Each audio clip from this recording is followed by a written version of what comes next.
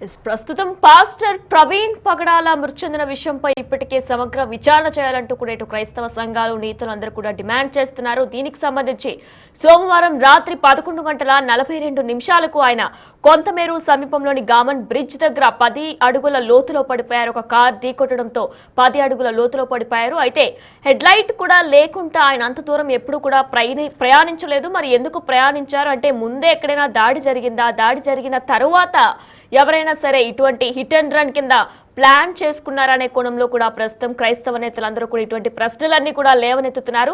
ఇక 5 వెహికల్స్ ఒకేసారి ఆయన్ని క్రాస్ చేయడంతో ఒక లారీ అడ్డు రావడంతో కూడా సీసీటీవీ ఫుటేజ్ కూడా స్పష్టంగా లేనందువలన ముందే ఎక్కడో దాడి జరిగింది. కొవ్వూరు టోల్ ప్లాజా దగ్గర కూడా చూసినట్లయితే ఆయనకి హెడ్ లైట్ లేదు అనే విజువల్ కూడా మనకి క్లియర్ గా కనిపిస్తుంది. అయితే హెడ్ లైట్ లేకుండా ఆయన ఎప్పుడు కూడా ట్రావెల్ చేయలేదు. అంటే ముందే ఎక్కడో ఇటువంటి దాడి జరిగి తర్వాత ఒకవేళ కనుక అక్కడే కనుక దాడి జరిగితే ఇది ఒక హత్యగానే స్పష్టత వస్తుంది అనే కోణంలో కూడా అక్కడ హెడ్ లైట్ పగలగొట్టి ఆయన్ను కొట్టిన తర్వాత కాస్త దూరం వచ్చిన తర్వాత ఒక కార్తో ఢీకొట్టే ప్రయత్నం చేసి దీన్ని ఒక మొత్తం హిట్ అండ్ రన్ కేసు కింద కూడా నమోదు చేసే ప్రయత్నం చేశారంటూ కూడా ఎన్నో ప్రశ్నలు లేవనెత్తుతున్నారు. ఇటు ప్రతి ఒక్కరు కూడా క్రైస్తవ నేతలు, క్రైస్తవ సంఘాలు, పెద్దలందరూ కూడా దీనికి సంబంధించిన బ్రేకింగ్ న్యూస్ మనం ఇప్పుడు చూస్తున్నాం. దీని గురించి మరింత అప్డేట్ ఇవ్వడానికి మా ప్రతినిధి శివశంకర్ లైవ్ లో అందిస్తారు.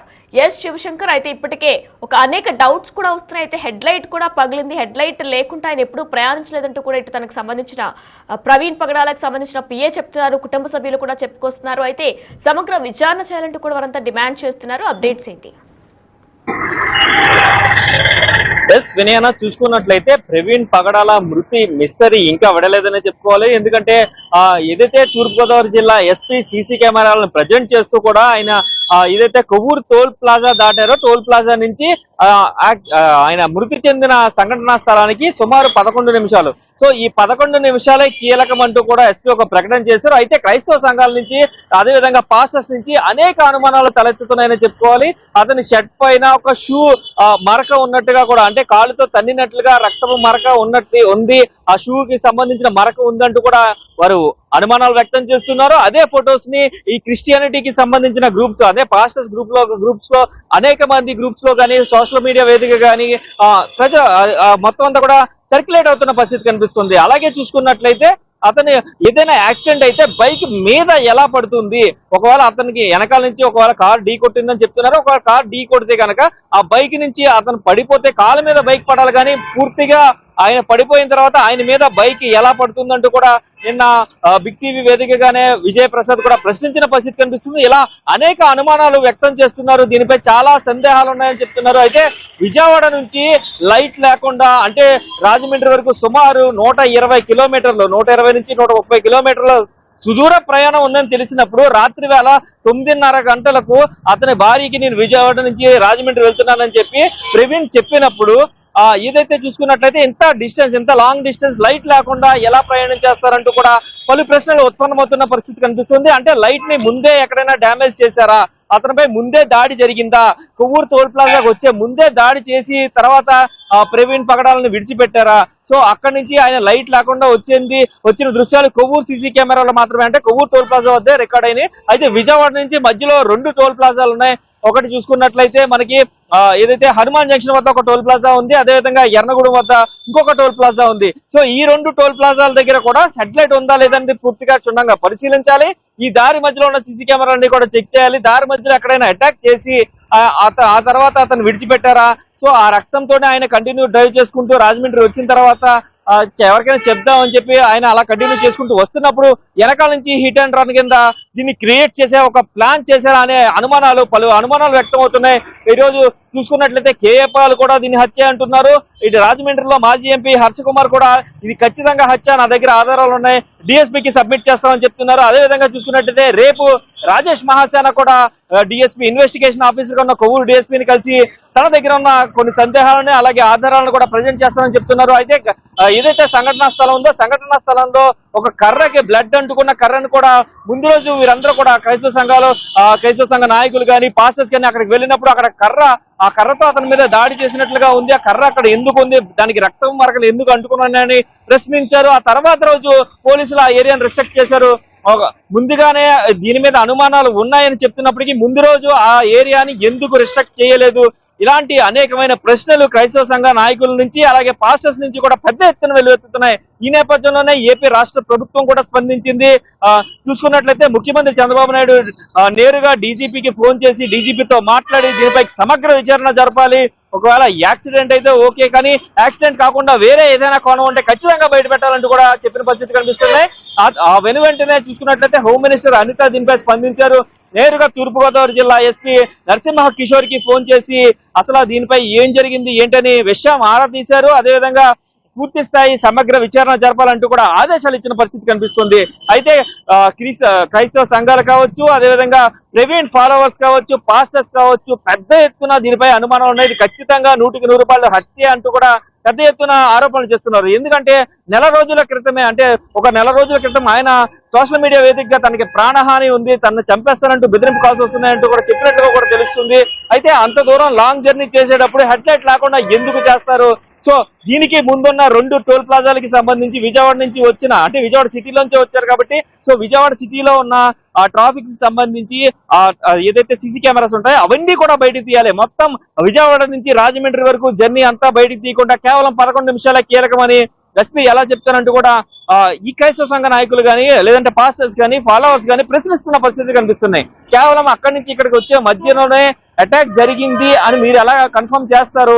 సో ముందుగానే ఇలాగా ఏదైనా అటాక్ జరిగిందా? అక్కడి నుంచి ఆయన తప్పించుకుని వస్తున్నారా, లేదా వాళ్లే వదిలేసి వస్తుంటే వెనక నుంచి కార్తో ఢీ కొట్టారా అనే కోణంలో కూడా ఎంక్వైరీ చేయాలంటూ కూడా వారు ప్రధానంగా డిమాండ్ చేస్తున్న పరిస్థితులు కనిపిస్తున్నాయి. అయితే ఎవరి దగ్గర ఆధారాలు ఉన్నా కూడా ఇన్వెస్టిగేషన్ ఆఫీసర్ డిఎస్పీ కొవ్వూరు కాబట్టి ఆ డిఎస్పీ కొవ్వూరు అతనికి సబ్మిట్ చేయాలి ఎవరి దగ్గరైనా ఏదైనా ఆధారాలు ఉంటాయి అంటూ కూడా ఎస్పీ పిలుపునిచ్చిన నేపథ్యంలో రేపు రాజేష్ మహాసేన కూడా కొవ్వూరు రానున్నారు. కొవ్వూరు వచ్చి అతని దగ్గర ఉన్న ఆధారాలని డిఎస్పీ కూడా అందజేయనున్నారు.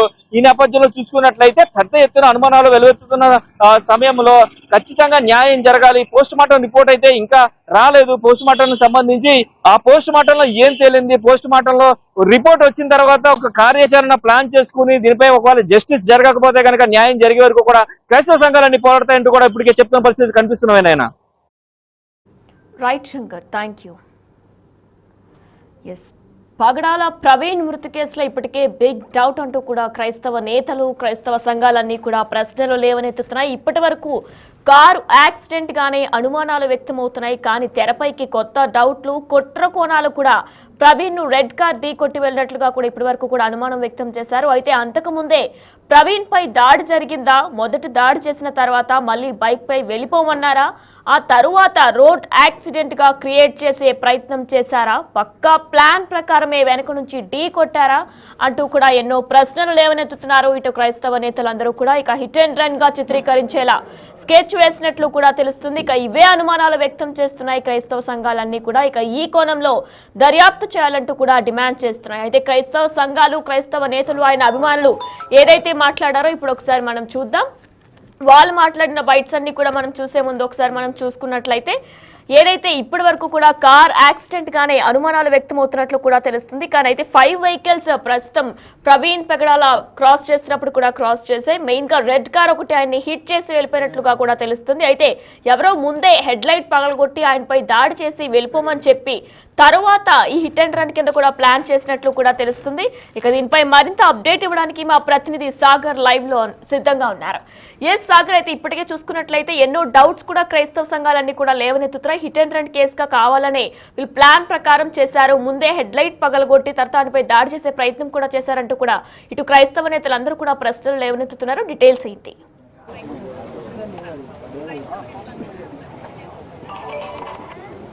ఎస్వినైనా కొద్దిసేపటి క్రితమే పాస్టర్ ప్రవీణ్ పగడాల అంత్యక్రియలు పూర్తయ్యాయి.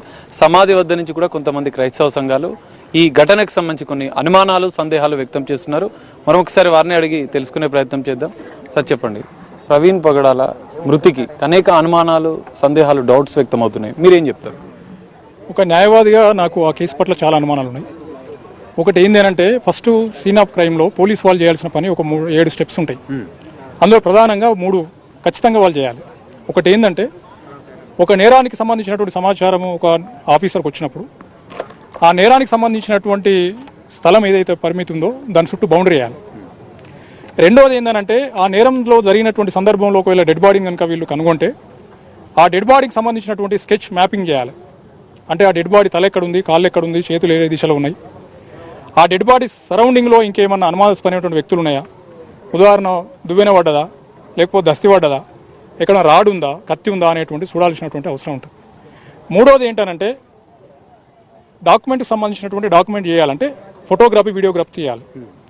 నాలుగోది ఏంటంటే కొన్ని సూక్ష్మమైనటువంటి సాక్ష్యాధారాలు లభిస్తాయి. ఏ నేరస్తుడైనా ఏదో ఒక క్లూ అక్కడ వదిలిపెట్టి పోతాడని చెప్పేసి పోలీసు మహానుభావులు అప్పుడప్పుడు వీడియోలలో బాగా చెప్తూ ఉంటారు.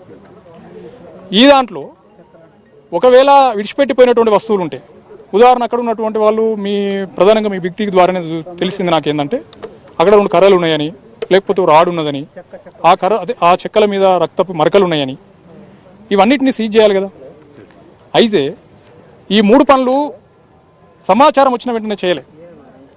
ఓ రకంగా చెప్పాలంటే మధ్యాహ్నం 2-3 గంటల వరకు ప్రధానంగా అక్కడ ఉన్నటువంటి స్థానికంగా ఉన్నటువంటి పాస్టర్లు, క్రైస్తవ నాయకులు అందరికీ గుమ్ముగూడిన తర్వాత అప్పుడు మెల్లగా ప్రభుత్వంలో కదలిక వచ్చింది. ఓ రకంగా చెప్పాలంటే ఆంధ్రప్రదేశ్ ప్రభుత్వంలో కదలిక రావాల్సినటువంటి పరిస్థితి తీసుకొచ్చిందంటే మీ బిగ్ టీవీ అనేటువంటి మాత్రం నేను తెలియజేస్తున్నాను. ఎందుకంటే minute to minute Big TV దాని మీద ఎప్పటికప్పుడు ఓ రకంగా చెప్పాలంటే ఇన్వెస్టిగేషన్ జర్నలిజంలో బాగా పర్ఫెక్ట్గా వర్క్ చేసింది. ఆ విషయానికి వస్తే దమ్మున్న ఛానల్ అని కింద రాసుకుంటూ ఎవరు కూడా నాకు ఇక్కడ కనవలే ఇంతవరకు. కాబట్టి బిగ్ టీవీ చేసినటువంటి ఇన్వెస్టిగేషన్ జర్నలిజం, నేను ఒక అడ్వకేట్ను, ప్రధానంగా నేను పత్రిక ఎడిటర్ను, కాబట్టి మిమ్మల్ని అప్రిషియేట్ చేస్తున్నాను. అయితే ఆ మరుసటి రోజు మధ్యాహ్నం నుంచి మొదలైనటువంటి క్రైస్తవ సంఘాల ఒత్తిడితోటి తలొగ్గినటువంటి అధికారులు లేదా ప్రభుత్వము అప్పుడు సీన్లోకి పోయినటువంటి మేము అన్ని రకాల కోణాల నుంచి పరిశీలన చేస్తామని మాట్లాడాను. మరి అప్పటిదాకా సైట్లోకి ఎవరిని పడితే వాడిని వదిలేసి ఆ చెక్కను ముట్టుకున్న వాళ్ళు 100 మంది ఎవరు ముట్టుకుండో, ఆ రాడ్డును ముట్టుకున్న వాళ్ళు ఎంతమందో, ఇప్పుడు ఎవరిని ఫింగర్ ప్రింట్ నువ్వు డిఎన్ఏలో ఐడెంటిఫై చేస్తావు, ఎవరిని నిందితునని తేలుస్తావు అంటే నువ్వు నేరం జరిగినటువంటి సమాచారంలో సీన్ ఆఫ్ అఫెన్స్లో వివరించిన తీరులో వివరించకుండా క్రైస్తవ సంఘాలు ఒత్తిడి చేసినాయి కాబట్టి చంద్రబాబు నాయుడు ఏదో హోంమంత్రికి చెప్పిండని, హోంమంత్రి ఏదో డీజీపీకి చెప్పిందని, డీజీపీ ఏదో కమిషనర్కి చెప్పిండని ప్రెస్ మీట్లు పెట్టి కాకమ్మ కథలు చెప్తే ఎట్లా? కాబట్టి నేరం జరిగిన వెంటనే పోలీసు వాళ్ళు తమ విధుల్ని సక్రమంగా నిర్వర్తించలేదని ఒక న్యాయవాదిగా, ఓ పౌర హక్కుల సంఘం కార్యకర్తగా నా అనుమానం. అయినా ఏదేమైనా అంతిమంగా ఈ దేశంలో విచారణ చేసి తేలవాల్సింది పోలీసు యంత్రాంగం. దీనికి ఆల్టర్నేటివ్ వ్యవస్థ మన దగ్గర లేదు. కాబట్టి వాళ్ళ నిజాయితీని శంకించాల్సింది కంటే